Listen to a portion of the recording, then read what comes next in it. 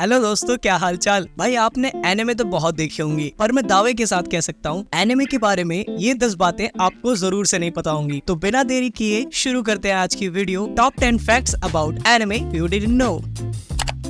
तो भाई शुरू करते हैं सबसे पहले फैक्ट से। मैं आपसे एक क्वेश्चन पूछता हूँ, ये बताइए कि अब तक की सबसे लंबी चलने वाली एनिमे कौन सी है?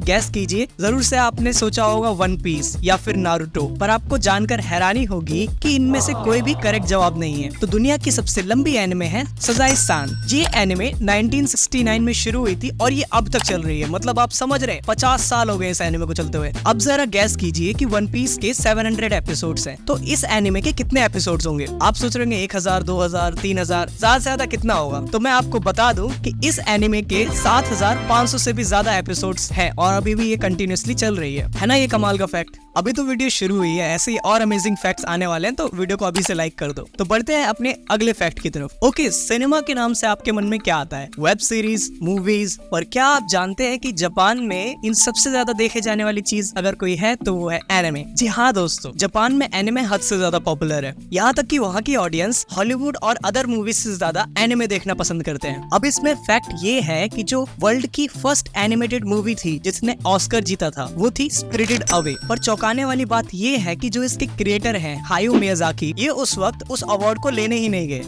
एक्चुअली उस टाइम इराक और अमेरिका का वॉर चल रहा था, तो हमारे क्रिएटर इराक की तरफ से प्रोटेस्ट करते हुए वो अवार्ड को लेने ही नहीं गए। वो सच में कितने महान आदमी हैं। तो अब देखते हैं तीसरा फैक्ट। जापान इंडस्ट्री सच में बहुत बड़ी है, पर आप ये सुनकर चौंक जाएंगे कि वहाँ के जो एनिमेटर्स हैं उनको नॉर्मल लोगों की सैलरी से भी कम पैसे मिलते हैं। हाँ, इतने टफ और डेडिकेटेड काम के लिए भी उनको उनके हिसाब से पैसे नहीं दिए जाते हैं। इसका एक रीजन ये भी है कि एनिमे प्रोडक्शन ना बहुत कॉस्टली होता है। मतलब एक एपिसोड को बनाने के लिए करीब इतने डॉलर्स खर्च हो जाते हैं। पर फिर भी यार एनिमेटर्स को ज्यादा पैसे दिए जाने चाहिए और उनके काम को और बढ़ावा मिलना चाहिए। They deserve it. अब आप ही बताओ, एक वॉइस एक्टर और एक एनिमेटर, किसकी सैलरी ज्यादा होनी चाहिए? एनिमेटर की। पर जापान में वॉइस ओवर करने वालों की सैलरी ज्यादा होती है एज कम्पेयर टू एनिमेटर्स। जबकि एनिमे प्रोडक्शन में पहले एनिमेशन का काम होता है, फिर वॉइस ओवर आर्टिस्ट का काम होता है, और तब भी डबिंग आर्टिस्ट की सैलरी ज्यादा है। तो ये थोड़ा सा चेंज होना चाहिए। Anyway, let's move to fourth fact, which is voice acting in space. Voice acting, वो भी स्पेस में। सुन के ही चौंक गए। मैं बात कर रहा हूँ स्पेस ब्रदर्स एनिमे के बारे में। आपको ये जानकर के हैरानी होगी कि इसकी वॉइस एक्टिंग का कुछ पार्ट आउटर स्पेस में, रियल स्पेस में रिकॉर्ड करा गया है। एक एस्ट्रोनॉट जिनका नाम अकीहिको है, उन्होंने इस एनिमे का कुछ पोर्शन आउटर स्पेस में रिकॉर्ड करा है। ऐसा पहली बार करना सच में किसी एनिमे के लिए बहुत बड़ी बात है। तो अब देखते हैं नेक्स्ट फिफ्थ फैक्ट। इस फैक्ट को देखने के बाद आपकी एनिमे के लिए रिस्पेक्ट बहुत बढ़ जाएगी। मैं बात कर रहा हूँ अकीरा एनिमे के बारे में। तो फैक्ट ये है कि इस एनिमे में जब कुछ कलर्स कम लगे तो इस एनिमे के लिए स्पेशली 50 नए तरह के कलर खोजे गए और उनको यूज करा गया। इस एनिमे में 2212 से ज्यादा शॉट्स हैं और 1.6 लाख से भी ज्यादा पिक्चर्स हैं, जो कि नॉर्मल किसी एनिमे के हिसाब से 2 से 3 गुना ज्यादा है। इस एनिमे की खास बात ये है कि ये एनिमे एक नाइट एनवायरनमेंट यानी रात के एनवायरनमेंट में सेट है। तो इस एनिमे में कुल 327 न्यू डिफरेंट कलर्स का यूज हुआ है। और इतना ही नहीं, जब इसके क्रिएटर को कलर्स में कुछ कमी लगी तो उनकी टीम ने 50 नए कलर्स बनाए जो इस एनिमे में डाले गए। भाई 90s के जमाने की इस एनिमे में इतना ज्यादा काम हुआ था कि मेरे लिए तो भाई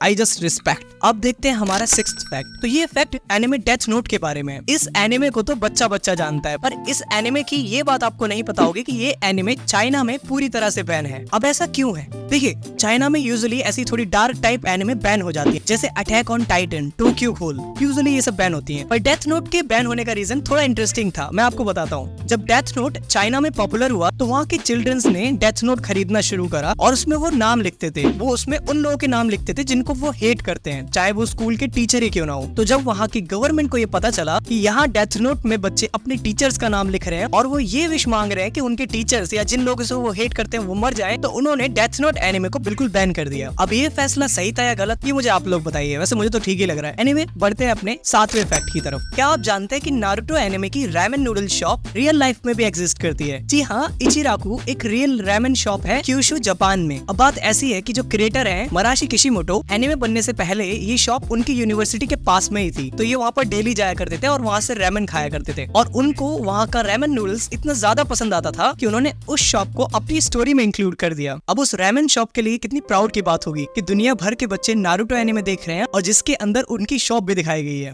ओके, तो अब देखते हैं 8वां फैक्ट। अब ये फैक्ट थोड़ा सा ना एनिमे के लिए पॉजिटिव है। क्या आप जानते हैं कि अटैक ऑन टाइटन या कोड गीस जैसी एनिमे में ज्यादातर लोग पिज्जा खा रहे होते हैं, और कोड गीस एनिमे में तो पिज्जा खाना सबको बहुत पसंद है। और वो पिज्जा किस कंपनी का दिखाया जाता है, क्या आपको पता है? अब आप समझ गए होंगे मैं किस बारे में बात कर रहा हूँ। पिज्जा हट एक्चुअल में सपोर्ट करता है कुछ एनिमे प्रोडक्शन में, जैसे अटैक ऑन टाइटन और कोड गीस जैसी एनिमे को खुद उसने स्पॉन्सर करा है और काफी फंडिंग भी दी, जिसको पे बैक करने के लिए एनिमे में पिज्जा हट को बार बार दिखाया जाता है ना। ये कमाल की बात, उनका एडवर्टाइजमेंट भी हो गया और एनिमे प्रोडक्शन भी। तो इस वीडियो के प्रोडक्शन को भी आप सपोर्ट कर सकते हैं एक लाइक और कमेंट से। चलिए बढ़ते हैं अब 9th फैक्ट की तरफ। अब ये फैक्ट ना थोड़ा सा इमोशनल है, तो मैं पहले ही वार्निंग दे दूं, कोई रोना मत। क्या आप जानते हैं कि वन पीस के जो क्रिएटर हैं इचिरो ओदा, इन्होंने खुद वन पीस की एंडिंग को रिवील करके एनिमे स्पॉइल करा था। क्या आप जानते हैं, एक बार वन पीस के क्रिएटर एक ऐसे बच्चे से मिलने गए जिसको कैंसर हो रखा था और उस बच्चे के पास ज्यादा वक्त नहीं बचा हुआ था, पर वो बच्चा वन पीस का बहुत बड़ा फैन था और वो जानना चाहता था कि इसकी स्टोरी कैसे खत्म होती है। तो बच्चे की इतनी क्यूरियोसिटी देख के हमारे ओडा सर ने उसके पास बैठकर उसको पूरी कहानी बताई। अब भाई ये बात जानकर तो मैं पर्सनली बहुत इमोशनल हुआ था। सच में ओडा सर आप कमाल हैं। ओके, तो अब बढ़ते हैं फाइनल 10th फैक्ट की तरफ। अब मैं आपसे फिर से एक सवाल पूछता हूँ, क्या आप जानते हैं कि फादर ऑफ एनिमे कौन है? आप में से ज्यादातर लोगों को नहीं पता होगा, पर ओसामू तेजुका, इन्हें कहा जाता है एनिमे के फादर। क्यों? क्योंकि उन्होंने वर्ल्ड की पहली एनिमे बनाई थी और उसके बाद से इन्होंने काफी एनिमे बनाई।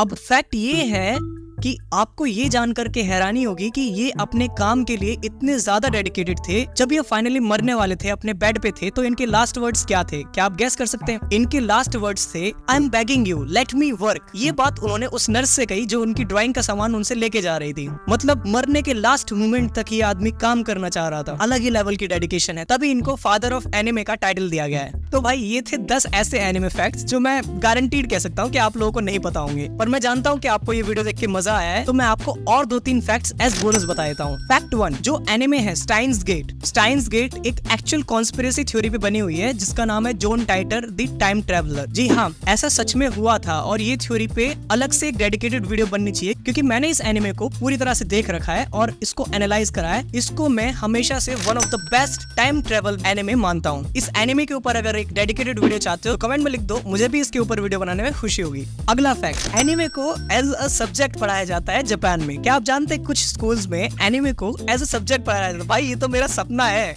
मतलब एक तरह से सपना नहीं सच हो जाएगा अगर आप सोचो, अगर आप स्कूल में हो जिसमें आपका सब्जेक्ट एनिमे है और उसके सब्जेक्ट के आपको नंबर मिल रहे, ग्रेड्स मिल रहे हैं। भाई सच में हम इंडियन एनिमे फैंस का ये सच में सपना है, लेकिन वहाँ पर ये हकीकत में हो रहा है। हम लोग सच में बहुत पीछे हैं भाई।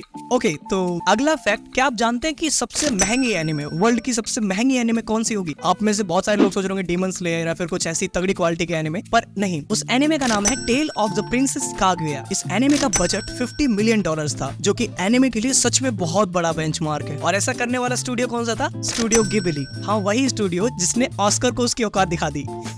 तो आज की वीडियो यहीं पे खत्म करते हैं। तो यही थे 10 कुछ ऐसे इंटरेस्टिंग फैक्ट्स जो मैंने सोचा आप लोगों के साथ भी शेयर किए जाने चाहिए। अगर आपका नेक्स्ट वीडियो के लिए कोई सजेशन है तो उसको कमेंट में लिख दो, और अगर स्क्रीन पे दिख रही इन वीडियोस का देखने का मन कर रहा है तो जरूर देखो। मैं चलता हूँ, sayonara. Logical anime, peace out.